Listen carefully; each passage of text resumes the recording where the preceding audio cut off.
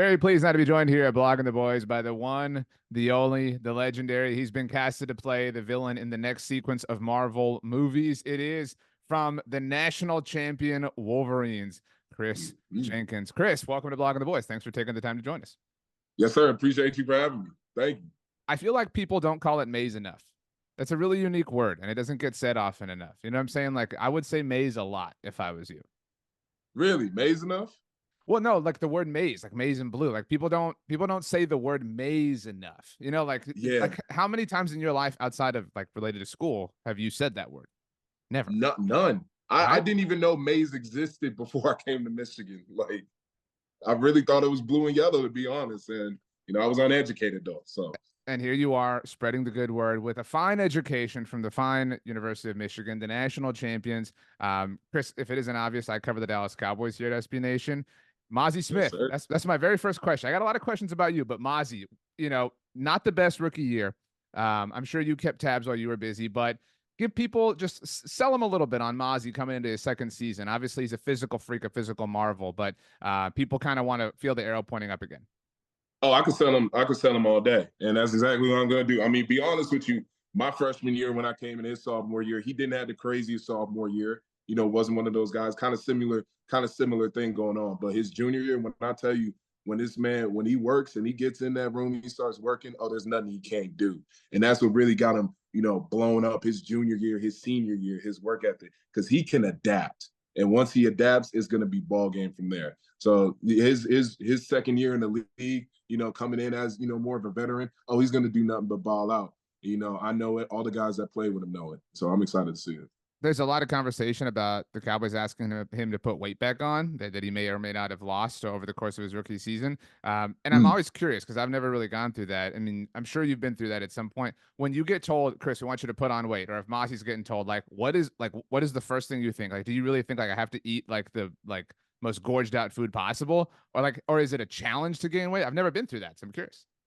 No, I feel so. For me, it is the challenge to gain weight, and it's Okay. interesting because one, you gotta gain weight, but it can't be bad weight either. So you can't just be like, oh, let's rip McDonald's, let's get like 4 Big Macs, which I have done in the past, unfortunately. But but like it's got to be the right foods. It's got to be great food, great nutrition plan, and you got to like drink your water. So it's really as much of a job like as anything else. So you got to really take it more seriously, which is kind of a hard task at times, but like following in that routine. And once you get a routine down, it becomes easier and easier.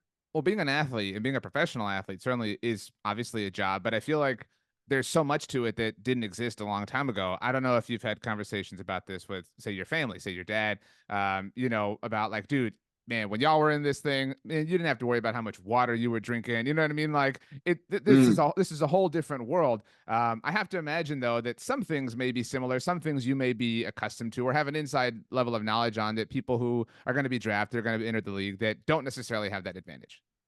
Mm. No, absolutely. And it's like being blessed with, like my dad's knowledge, my uncle's knowledge and mentorship, keeping my mind right, making sure I'm staying in shape in this whole process and making sure how I carry myself, as a man, as a future teammate to some of these like best, some of these pro guys. And really just keep my mind on that tunnel vision, that straight path. Because once you get to the league, everybody's talented. There's really not a crazy margin based off of talent, but it's really just a work ethic that separates everybody else.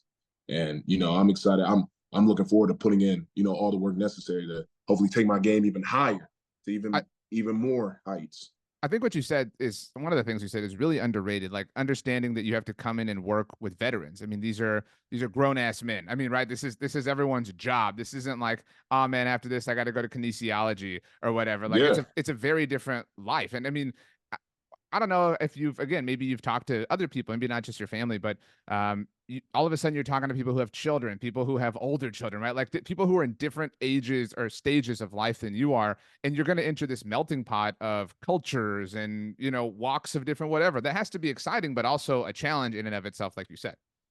No, absolutely. And it's something like in college. Like college and high school is probably the closest we'll get to that. And that margin is like 4 years. Mm-hmm. Now you get to the league and now it's like, oh, you're here, like you said, grown ass men. Like you're here with people that got, oh, you want to go, what do you want to do afterwards? Oh, I gotta go back to my family. Like I Yeah. have kids at home. I Right. got like, And it's like you said, it's their job. They got families to feed, they got mouths to feed. So it's interesting and, like I said, exciting to be a part of that melting pot. Learn from these like veterans, learn like how to have a long staying career and how to stay the track. But I'm really excited. It'd be like, yeah, playing with my unc, you know, and just like the way we talk trash, it'd be crazy just playing with him on the team. Well, So, I mean, your uncle played for Mike McCarthy, won a Super Bowl with Mike McCarthy. And I have to mm, imagine that, like, those are the kinds of things that, like, say the Cowboys drafted you and paired you with Mazi. So, like, all of a sudden now you've got all these, like, common denominators, right? Like the NFL, Michigan, whatever, like these big worlds sometimes can be really small, right? Like, if in this one hypothetical,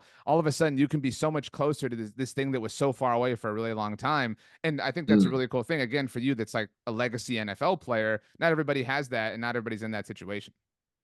Absolutely. Like, nah, it's definitely like I've definitely had a bit of exposure. I feel like Hmm. probably a little more than a lot of other people, which I'm blessed to have. And you know, that just like gives me all the more pressure on me to take 100%, make the most of this opportunity, make the most of this, you know, type of exposure, this type of knowledge. So, like I said, we're gonna see what happens because you know this is gonna be in a week. This is the beginning of hopefully a long journey. It's the So, beginning of a Hall of Fame career, Chris. Let's be straight up. yes, sir. Let's let's be honest. All right, For sure. I'm being honest with you in a lot of ways. You mentioned the Big Macs. I'm not a big McDonald's guy personally, but if I had to gain bad weight, I would eat like wings, and it would be like drums or flats. I guess like the obligatory question: drums or flats. Oh, flats, Okay, good for you. Yeah. for sure. I tell a lot of people this. A goal of mine in life. So they give you like the round ranch cup or blue cheese. I don't know how you rock. We need to get Mhm. rectangular cups because we need to be able to dip the whole wing in there. You know, like those corn on the cob trays or whatever. We need something like that to dip, like to rotate the wing in to get the ranch on. Because you get the round one, you can't get the whole wing in. You know what I'm saying? Like this. You These know are the what? thoughts that keep me up at night. I'm hearing you. I'm hearing you. I'm hearing you. And you know what? I could see that, and I could definitely like. I'm a wing guy myself, and you know, in like a week come draft day. Oh, you know, like football Sunday, anything football related, we going crazy on the wings, and that's why. Be honest with you, shoot, that's why I'm fortunate enough to be partnering up with Bounty too, because shoot, we partnering up with Bounty, and you can't have football without wings, and you can't have wings without Bounty. So you a clumsy guy like me with the wings. And like you said, you got the circular ranch cup, so you know the ranch is going to be spilling a little bit. You got to get it up with the Bounty. Bounty, you're here on behalf of them. PNG and Meijer. I mean, everything that you have going on with them is super awesome. You mentioned it. Wings are probably the most commonly associated food with football, and Mm-hmm. therefore Bounty is one of the most commonly associated elements of football as well.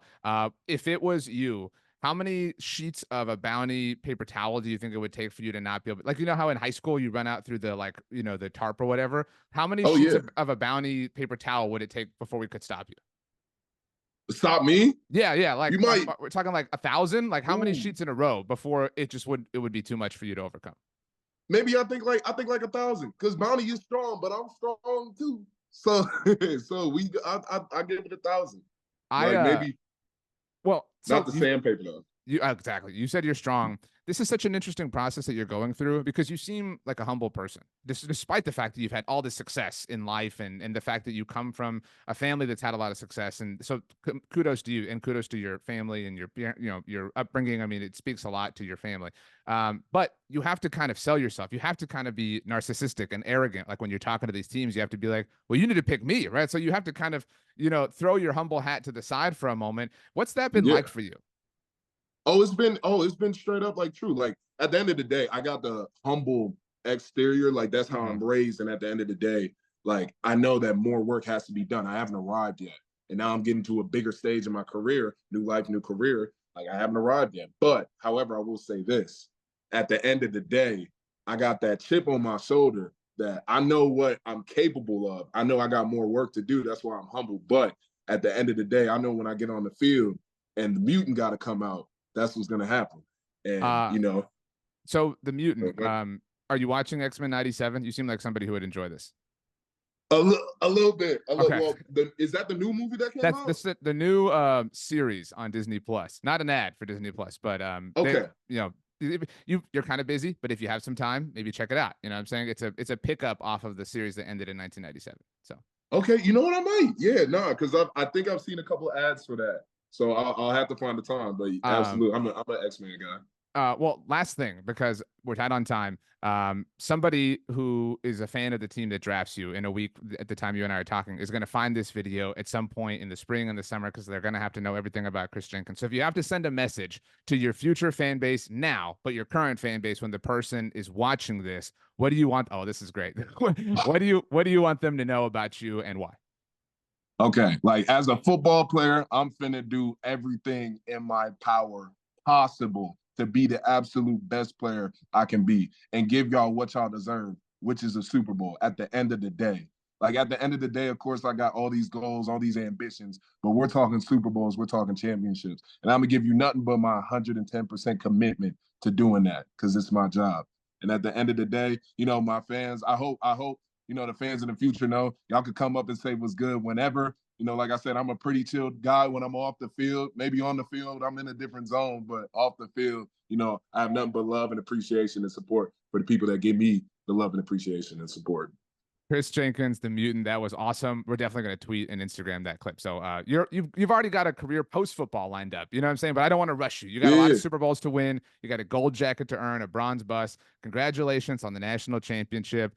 Go blue and enjoy Go blue. every second. Make every single memory that you possibly can. Tell your kids and your grandchildren about this because it's going to be an incredible moment for you and I'm sure your family. And I wish you nothing but the best in the NFL. Absolutely. I really appreciate this, man. I will. I will do that. I promise you that.